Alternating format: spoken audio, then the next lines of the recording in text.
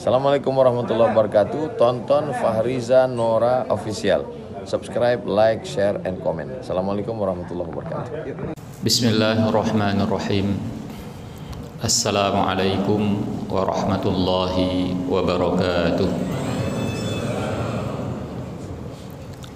Alhamdulillahi rabbil alamin, alladzi anzala as-sakinata fi qulubil mu'minin liyazdadu imanan ma'a imanihim, walillahi junudus samawati wal ard, wa kana Allahu aliman hakima. Ashhadu an la ilaha illallah wahdahu la syarika lah, wa ashhadu anna Muhammadan abduhu wa rasuluhu alladzi la nabiyya ba'da. Allahumma fasalli wa sallim wa barik ala nabiyyina Muhammad sallallahu alaihi wa sallama tasliman katsira, wa sallallahu ala alihi wa sahbihi ajma'in. Faqala Allah ta'ala fi kitabihil karim, a'udzu billahi minasy syaithanir rajim, وسارعوا إلى مغفرة من ربكم وجنة عرضها السماوات والأرض وأعدت للمتقين. صدق الله العظيم. Bapak dan Ibu sidang jamaah subuh yang dirahmati Allah Subhanahu wa taala. Puji dan syukur kita panjatkan kehadirat Allah atas segala bentuk limpahan rahmat dan juga curahan nikmatnya kepada kita. Kemudian tak lupa salawat beriring salam semoga tercurahkan kepada baginda Rasulullah Muhammad sallallahu alaihi wasallam. Begitu pula kepada para keluarganya dan juga kepada para sahabatnya sekalian. Sidang jamaah subuh yang dirahmati Allah Subhanahu wa taala, ada satu peristiwa singkat yang terjadi pada zaman Nabi sallallahu alaihi wasallam, yaitu ketika beliau melakukan perjalanan ke suatu tempat. Ketika kondisi beliau sudah begitu kelelahan bersama dengan beberapa orang sahabat, sampai kemudian beliau mampir di rumah seorang Arab Badui. Dan kemudian ketika beliau singgah di tempat itu, sang Arab Badui ini pun kemudian memberikan jamuan yang begitu luar biasa kepada Rasulullah. Rasulullah dihidangkan makanan-makanan yang lezat, dilayani dengan sebaik-baiknya, sehingga Rasulullah SAW begitu terkesan dengan pelayanan si Arab Badui ini. Sampailah kemudian waktunya Rasulullah SAW hendak kembali pulang ke Madinah. Sebelum kembali, Rasulullah berwasiat kepada si Arab Badui ini, nanti jikalau engkau berkesempatan pergi ke Madinah, temuilah aku, kata Rasulullah, singgahlah ke tempatku. Hari berganti hari, waktu berlalu, sampai kemudian si Arab Badui ini berkesempatan untuk berangkat ke Madinah karena satu keperluan. Dan dia pun teringat dengan pesan Nabi, sehingga sebelum dia kembali ke rumahnya, dia kemudian menghampiri rumah Nabi dan berkunjung ke sana. Dan ternyata apa yang dilakukan oleh Nabi SAW, Nabi ingin membalas jasa si Arab Badui ini yang telah melayaninya dengan begitu luar biasa ketika beliau singgah dulu. Setelah Rasulullah SAW membalas jamuan itu, memberikan makanan yang lezat, memberikan tempat yang nyaman, sampailah kemudian si Arab Badui ini hendak kembali pulang. Nah, ketika hendak kembali pulang, Rasulullah SAW mengatakan kepada si Arab Badui ini, "Ya Arabi, wahai orang Arab." Arab Badui itu panggilannya Arabi. "Sal hajataka." Kamu minta apa? Minta sama saya. Kemudian si Arab Badui ini ketika ditawarkan permintaan, spontan dia menjawab, "Wahai Rasulullah, sesungguhnya tunggangan saya sudah lemah. Keledai yang saya bawa ke sana kemari sudah tua. Saya butuh tunggangan yang baru. Misujino lagi Honda baru, Pak." Itu Honda sudah tua, paling bisa kencang 40 km per jam. Itu lebih sering kita yang bawa dia daripada dia bawa kita. Kemudian Rasulullah SAW memenuhi apa yang diminta oleh si Arab Badui ini. Rasulullah kemudian bertanya lagi, minta apa lagi? Nah, ada yang mengatakan si Arab Badui ini minta beberapa ekor kambing supaya dia bisa memerah susunya. Ada lagi yang mengatakan di riwayat yang lain, Arab Badui ini mengatakan, saya di rumah banyak sekali pekerjaan-pekerjaan yang tidak bisa saya selesaikan. Saya butuh pembantu, saya butuh budak. Yang kedua, Rasulullah SAW menawarkan sesuatu, dia meminta kambing. Yang pertama tadi meminta tunggangan. Nah, yang ketiga Rasulullah SAW baru mengatakan, wahai Arabi, wahai orang Arab, mengapa engkau tidak meminta sesuatu yang pernah diminta oleh seorang nenek kepada Nabi Musa? Menunjukkan Rasulullah SAW gemas sama si Arab Badui ini. Kenapa yang diminta keledai? Kenapa yang dia minta kambing? Sementara yang menawarkan itu bukan orang biasa. Yang menawarkan permintaan itu adalah Rasulullah Sallallahu Alaihi Wasallam. Para sahabat ketika mendengarkan perkataan Nabi kepada si Arab Badui ini, mengapa engkau tidak meminta sesuatu yang pernah diminta oleh seorang nenek kepada Nabi Musa? Para sahabat pun kemudian bertanya, wahai Rasulullah, memang nenek itu minta apa dulu sama Nabi Musa? Rasulullah SAW kemudian bercerita lagi, dulu pada zaman Nabi Musa, ketika Nabi Musa hendak meninggalkan Mesir, beberapa pemuka Bani Israel mengatakan kepada Nabi Musa, senior-senior Bani Israel, apa kata mereka? Wahai Musa, sesungguhnya kami mendengarkan wasiat dari pendahulu kami. Wasiat ini bersambung sampai kepada Nabi Yusuf alaihissalam, bahwa Nabi Yusuf berwasiat kepada nenek moyang kami, kalau ada di antara kalian pada satu waktu hendak meninggalkan kota Mesir, maka bawalah jasadku.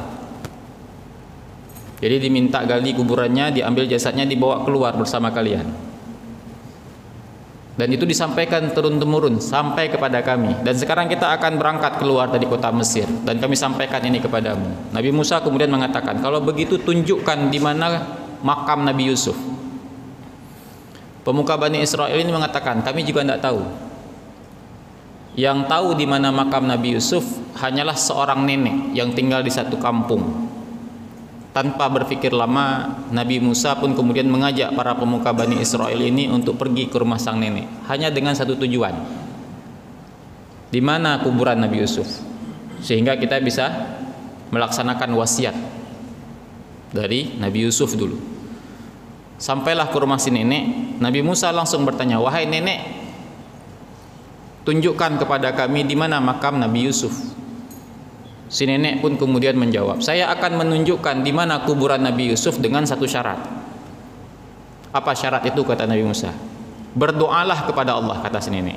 Permintaan si nenek, saya akan tunjukkan di mana kuburan Nabi Yusuf, tapi penuhi permintaan saya. Syarat. Apa syarat itu? Kata si nenek, berdoalah kepada Allah agar aku masuk ke dalam surga bersamamu.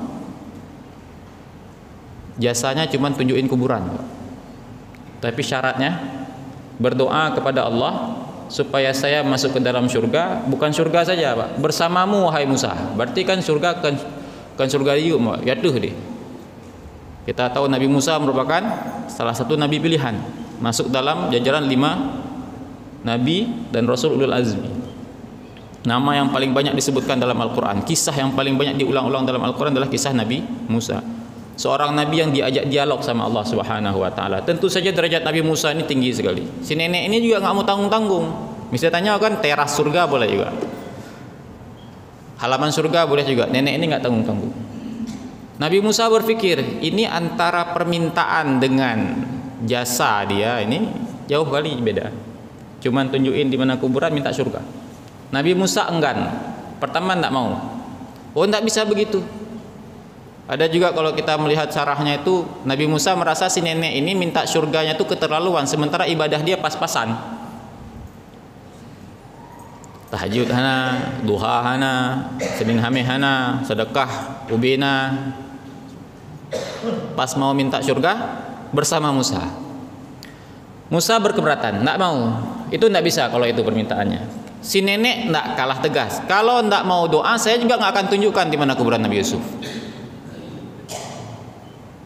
Si nenek ngotot juga. Enggak berdoa, kuburan Nabi Yusuf enggak tahu. Akhirnya ngalah Nabi Musa. Berdoa juga. Daripada enggak keluar-keluar.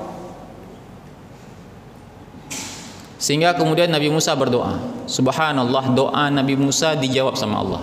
Nenek akan masuk surga bersama Nabi Musa. Itulah permintaan si nenek. Dan inilah yang kemudian ditanyakan oleh Nabi kepada si Arab Badui. Padahal si Arab Badui ini jasanya tuh kelewat besar daripada si nenek. Si nenek gratis, Pak. Cuman bilang kuburan Nabi Yusuf di Jalan Samudra, Lorong Kenari. Nah, cari aja kuburan di situ kan selesai. Sementara si Arab Badui ini menjamu Nabi, melayani Nabi. Dan si nenek tadi ini dia yang minta. Nabi Musa nggak pernah tawarin. Tapi si Arab Badui ini Rasulullah yang menawarkan. Kamu minta apa? Kan 3 katanya oleh Nabi. Bukan sekali ditanya sama Nabi. 2 kali ditanya. Minta apa? Keledai. Minta apa lagi? Kambing dia minta. Sehingga membuat Nabi gemas. Dia melewatkan satu kesempatan, bukan satu, 2 kesempatan besar. Andai saja si Arab Badui ini meminta kepada Nabi, wahai Rasulullah, berdoalah kepada Allah agar aku masuk ke dalam surga bersamamu, Nabi akan berdoa. Tapi dia menghilangkan 2 kesempatan berturut-turut untuk bisa membersamai Nabi di dalam surga tertinggi. Pertanyaannya, apa pelajaran dari kisah ini? Kenapa si Arab Badui secara spontan mintanya kambing? Secara spontan mintanya keledai? Padahal yang menawarkan itu adalah manusia paling mulia di muka bumi ini. Sementara si nenek itu spontan mintanya surga. Spontan, Pak. Begitu lihat Musa, peluang masuk surga. Apa yang membedakan si Arab Badui ini dengan si nenek? Yang membedakannya cuma satu, obsesi, Pak. Pernah dengar obsesi, Pak? Obsesi itu hasrat, Pak. Keinginan yang menggebu-gebu.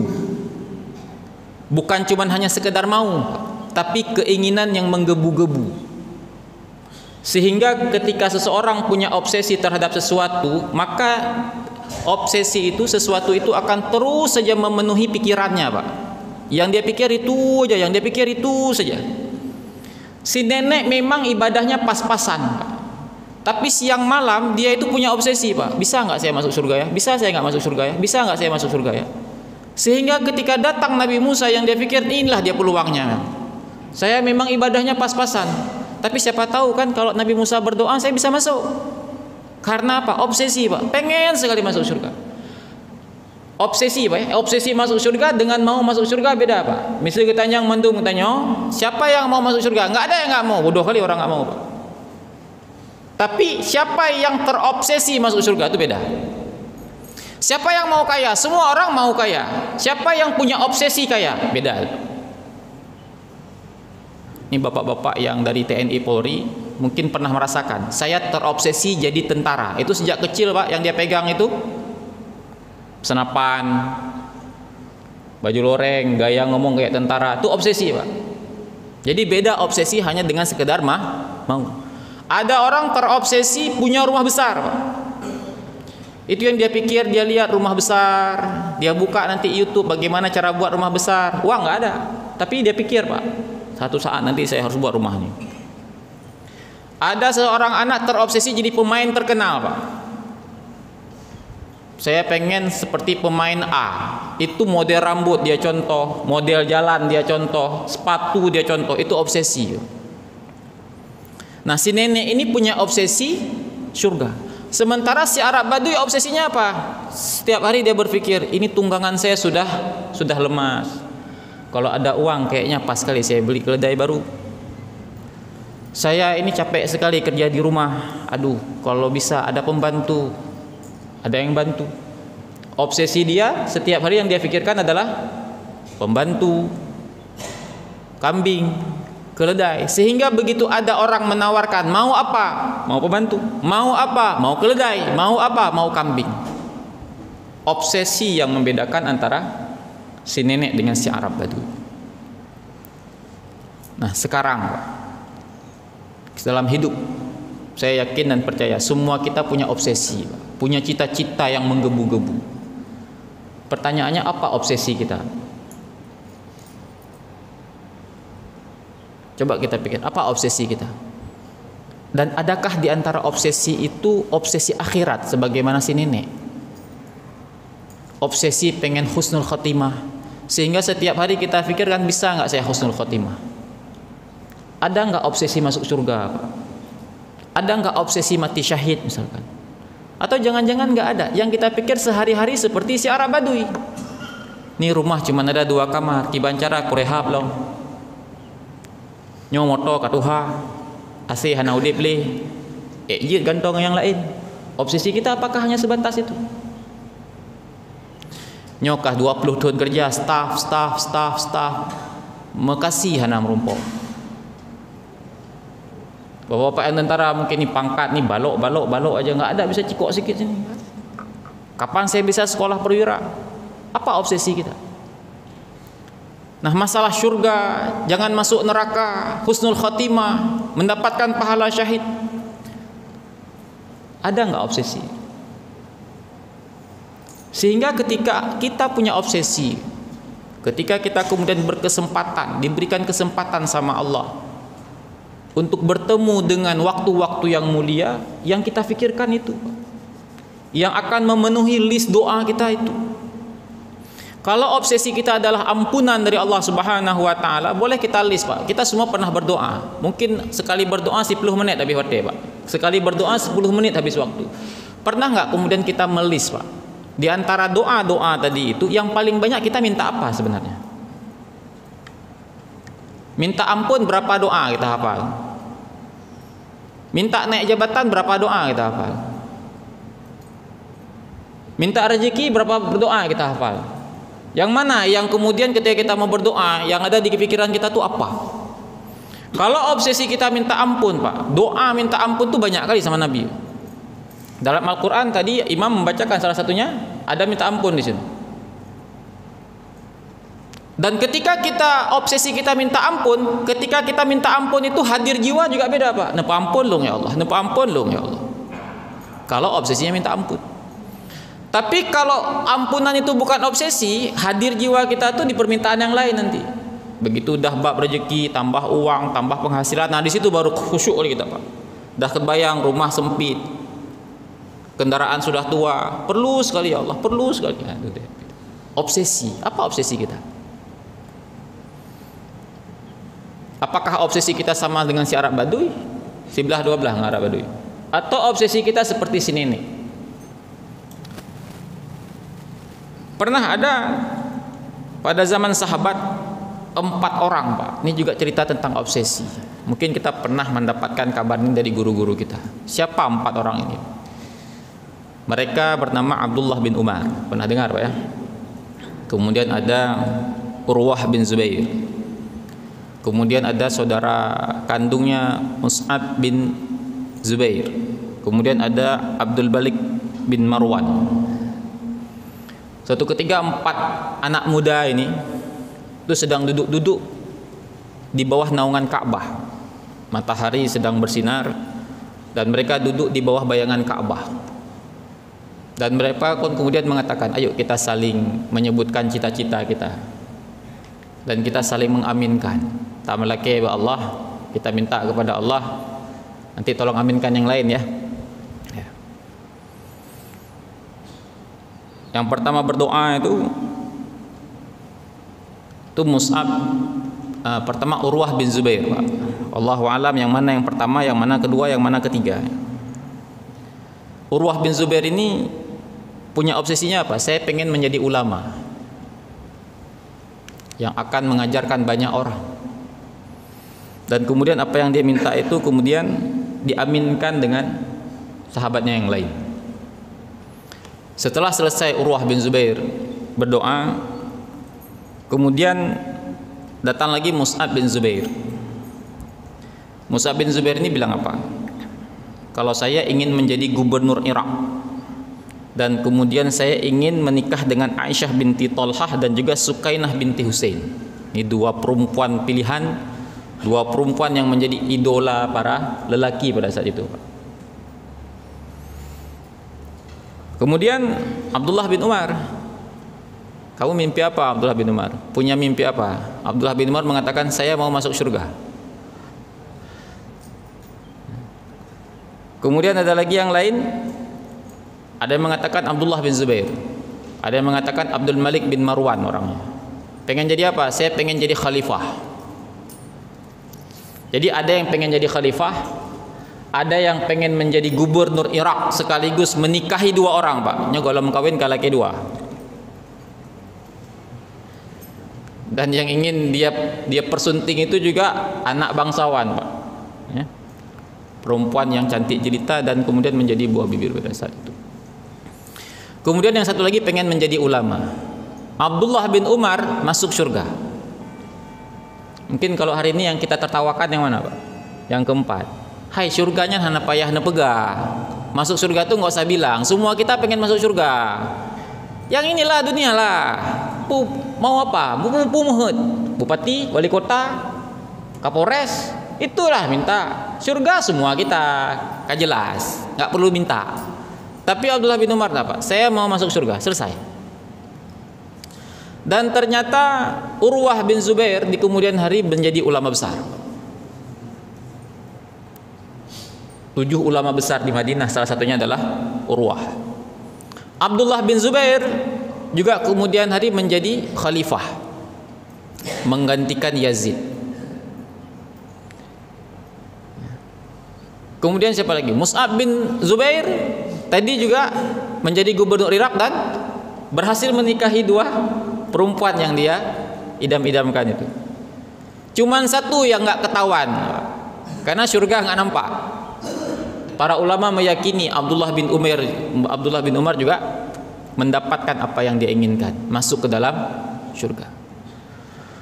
Jauh sebelum mereka ada 2 orang sahabat juga pernah saling bercita-cita, yaitu Abdullah bin Jahsh dan Sa'ad bin Abi Waqqas. Tepat malam keesokan harinya akan meletus perang Uhud, mereka berdua saling berdoa. Ayo kita berdoa, kita mengaminkan. Yang pertama berdoa Sa'ad bin Abi Waqqas. Apa doa Sa'ad bin Abi Waqqas? Kurang lebih begini doanya, Pak. Ya Allah, besok di dalam perang pertemukan aku dengan musuh yang kuat, izinkan aku bertempur dengannya, dan kemudian berikan aku kemenangan atas dirinya, aku bisa mengalahkannya, dan kemudian aku mendapatkan harta ghanimah, kuda dia, perisai dia, pedang dia, semua yang dia miliki itu aku dapatkan. Abdullah bin Jahsh mengatakan amin. Sekarang kata Sa'ad, sekarang kamu yang doa. Abdullah kemudian berdoa, ya Allah, besok di waktu perang pertemukan aku dengan musuh yang kuat, sama doanya. Izinkan aku bertempur dengannya, masih sama doanya, Pak. Dan kemudian dia mengalahkanku. Nyokalain doanya. Ini dah lain doanya. Kenapa nggak minta menang? Abdullah bin Umar berkata, dia yang mengalahkanku. Aku mati di tangannya, dan kemudian setelah itu dia menyayat hidungku, dia kemudian memotong telingaku. Makin aneh doanya, Pak. Sa'ad bin Abi Waqqas mungkin dah ragunya, aminkan apa enggak nih, aminkan enggak, karena doanya lain nih. Aminkan, janji kan, amin, Pak. Selesai. Besok terjadi perang Uhud, meletus perang Uhud, perang sebagaimana yang didoakan. Abdullah bin Jahsh dan Sa'ad bin Abi Waqqas sama-sama bertemu dengan musuh yang kuat. Dan setelah perang selesai, Sa'ad bin Abi Waqqas akhirnya bisa mengalahkan musuhnya, membunuh musuhnya, dan dia mendapatkan harta rampasan perang. Setelah itu dia baru berpikir, Abdullah bagaimana? Saya udah dapat nih. Dia cari Abdullah bin Jahsh dan akhirnya ketemu. Dan Abdullah bin Jahsh sudah tergeletak dalam kondisi meninggal dunia, dalam keadaan persis seperti yang dia minta malam kemarin. Akhirnya Sa'ad bin Abi Waqqas menyesal. Kira-kira kenapa Sa'ad bin Abi Waqqas menyesal? Mungkin sebagian kita berpikir, ngapain aku aminkan ya? Sayang kali jenazahnya. Bukan. Sa'ad bin Abi Waqqas baru menyadari, yang saya dapatkan sekarang hanya perisai. Yang saya dapatkan sekarang hanya kuda saja. Kuda nanti akan mati, perisai akan berkarat, pedang juga akan berkarat, semua akan sirna. Sementara Abdullah bin Jahsh sekarang sudah menemui Robnya sebagai seorang syuhada. Andai saja semalam aku berdoa dengan doa yang sama seperti Abdullah bin Jahsh. Itulah obsesi. Nah, sekarang kita sudah berada di hari ke-18 Ramadan. Kira-kira apa obsesi kita, Pak? Sudah 18 hari kita puasa nih. Apa obsesi kita di bulan Ramadan ini? Apa obsesi kita? Apakah sekarang hari ke-18 obsesi kita sudah cerita tentang baju baru? Apakah obsesi kita cat rumah? Ambal ganti? Sofa ganti? Atau mungkin ganti kendaraan baru? Yang sudah memenuhi pikiran kita nih, Pak. Dari mana uang saya dapat supaya sofa bisa ganti? Dari mana uang saya dapat biar pagar bisa buat sekarang? Itu biasa obsesi, Pak, menjelang akhir Ramadan. Atau obsesi kita itu adalah pada doa yang diajarkan oleh Rasulullah SAW kepada Aisyah. Satu doa yang bagi kita perlu mengulang-ulang. Allahumma innaka afuwun tuhibbul afwa fa'fu anni. Rasulullah SAW selain mengajarkan doa ini kepada Aisyah, juga sebenarnya mengajarkan kepada kita. Kalau memang benar obsesi kita menjadi orang bertakwa melalui madrasah Ramadan, maka salah satu obsesi orang bertakwa itu adalah sebagaimana yang disampaikan oleh Allah dalam firman-Nya yang kita bacakan tadi, wasari'u ila maghfiratim mir rabbikum wa jannatin 'arduhas samawati wal ardh. Orang bertakwa itu obsesi terbesarnya adalah ampunan. Dan kalau benar ampunan adalah obsesi terbesar kita, maka permintaan ampun itulah yang akan kita ulang-ulang selama Ramadan ini. Nah, pertanyaannya, apakah doa itu selalu kita ulang selama ini? Apakah permintaan itu selalu kita ulang selama ini? Kalau belum, maka berusahalah untuk menanamkan obsesi itu di 12 hari terakhir ini, khususnya di 10 hari terakhir. Perbanyaklah doa itu. Bukan bilu yang doa, Pak. Kan bilu biasa rakaat 4, rakaat 8. Allahumma innaka afuwun halimun tuhibbul afwa fa'fu anni. Bukan, ini secara pribadi, Pak. Kita mengaku dosa kita di hadapan Allah dan benar-benar kita mengharapkan ampunan dari Allah Subhanahu wa taala. Fa'tabiru ya ulil absar la'allakum turhamun. Subhanakallahumma wa bihamdika asyhadu an la ilaha illa anta astaghfiruka wa atubu ilaik. Assalamualaikum warahmatullahi wabarakatuh.